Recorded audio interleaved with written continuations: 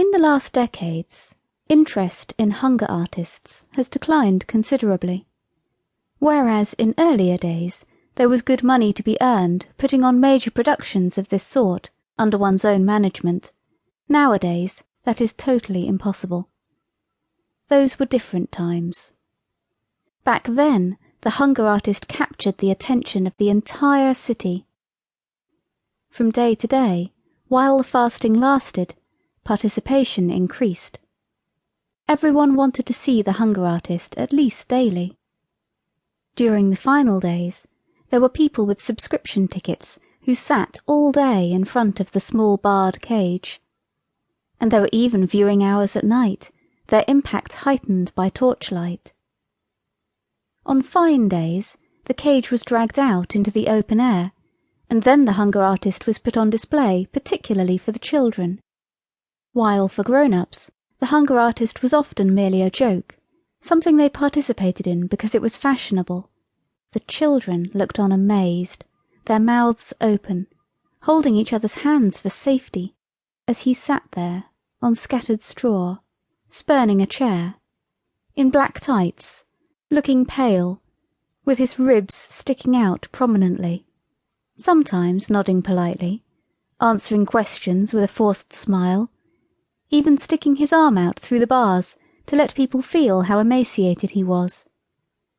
But then, completely sinking back into himself, so that he paid no attention to anything, not even to what was so important to him, the striking of the clock, which was the single furnishing in the cage. Merely looking out in front of him, with his eyes almost shut, and now and then sipping from a tiny glass of water to moisten his lips.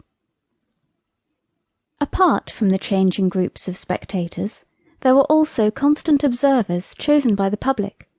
Strangely enough, they were usually butchers, who, always 3 at a time, were given the task of observing the hunger artist day and night, so that he didn't get something to eat in some secret manner.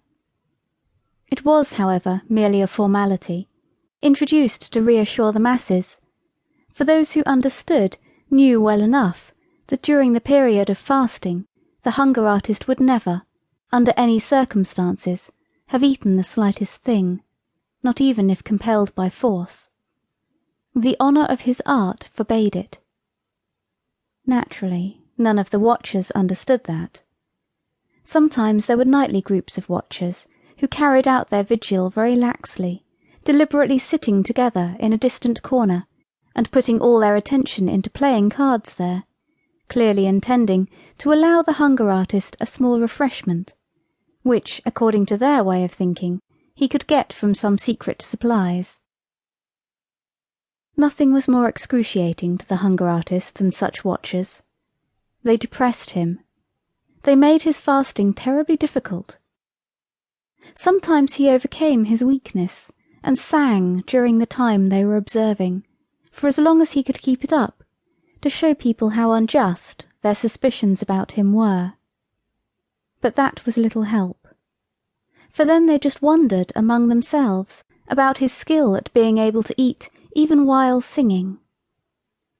He much preferred the observers who sat down right against the bars, and, not satisfied with the dim backlighting of the room, illuminated him with electric flashlights. The glaring light didn't bother him in the slightest.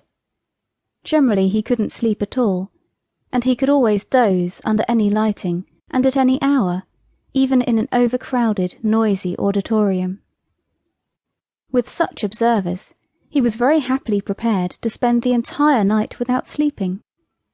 He was very pleased to joke with them, to recount stories from his nomadic life, and then, in turn, to listen to their stories, doing everything just to keep them awake, so that he could keep showing them once again that he had nothing to eat in his cage, and that he was fasting as none of them could.